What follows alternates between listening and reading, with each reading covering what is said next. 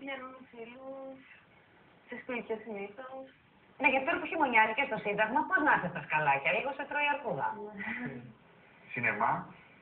Ναι, συνήθως. Συμβαίνουν έρωτες ήμο με κάβουρες, δηλαδή αν ένας ήμο ερωτευτεί μια καβουρίνα.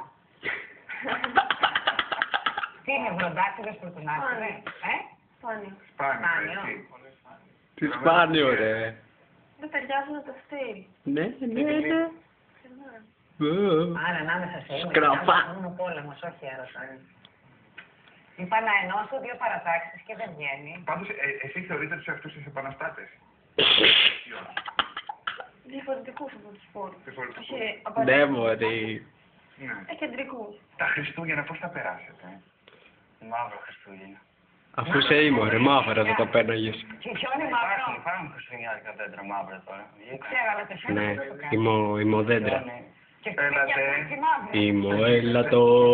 Ήμο έλατο.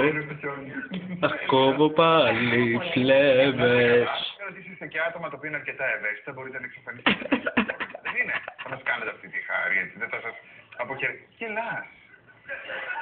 Ώστε γελά. Κοίτα, θα εξαφανίσεις τώρα γελά. Γελάς τώρα από αυτό που έκανες να φύγανε τα παιδιά. Έχασες το. Κατάλαβες. Λοιπόν, ήρθε όμως.